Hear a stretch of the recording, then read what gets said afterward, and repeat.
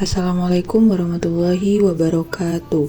Di video ini saya akan menyampaikan materi keempat yang bertemakan pengorganisasian horizontal.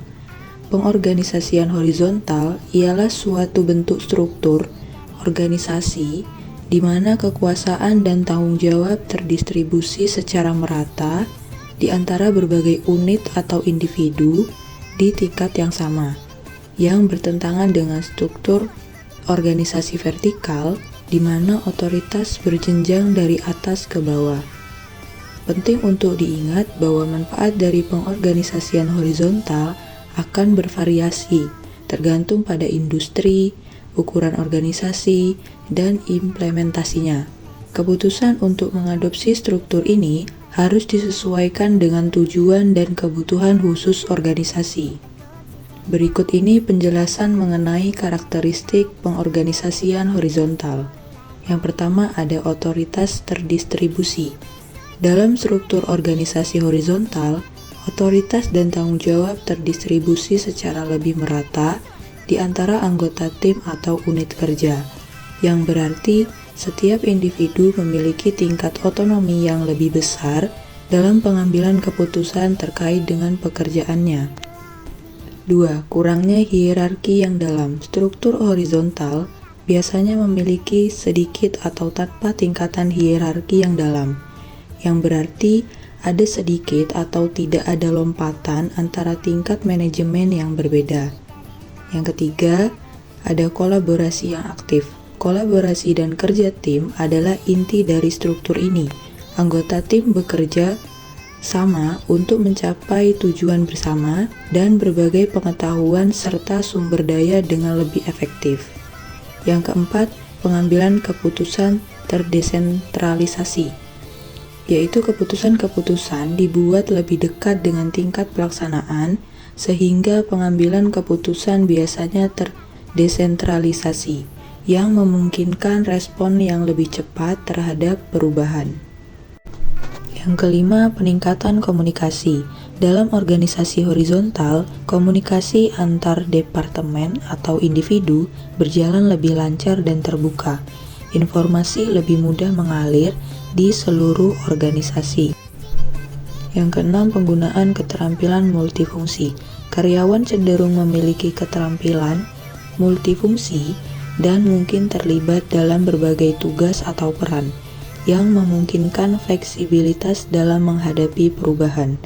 Yang ketujuh, penghargaan atas kontribusi individual, yaitu dalam organisasi horizontal, kontribusi individual sering dihargai dan diakui, dan orang-orang diberi tanggung jawab yang sesuai dengan kemampuan mereka.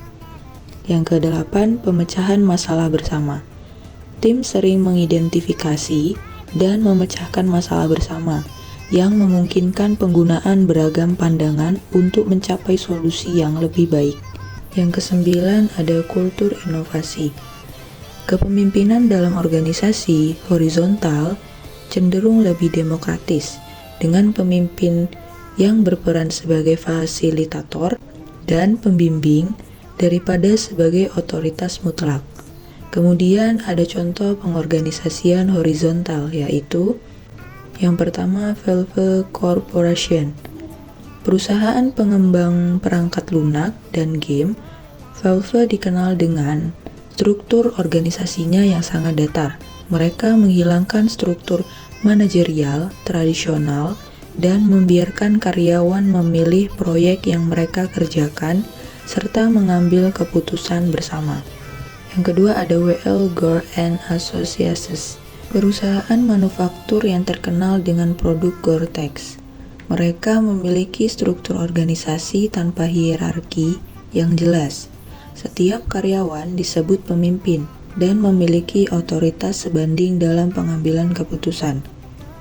Yang ketiga ada Spotify. Perusahaan teknologi musik streaming yang menggunakan model squad, yang mengorganisasi tim kecil dan otonom untuk mengembangkan fitur-fitur produk.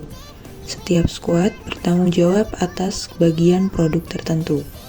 Yang keempat, Zappos, perusahaan e-commerce terkenal yang mengadopsi pendekatan holokratik di mana tugas dan tanggung jawab didasarkan pada peran yang ditentukan, bukan pada posisi hierarkis. Selanjutnya, ada tantangan pengorganisasian horizontal, yaitu adanya kesulitan koordinasi, pengambilan keputusan yang lambat, resiko ketidakjelasan tanggung jawab, konflik antar kelompok, kesulitan dalam mengelola kinerja, perubahan budaya organisasi, kesulitan dalam menerapkan kontrol dan pengawasan, dan ketidakpastian posisi karir.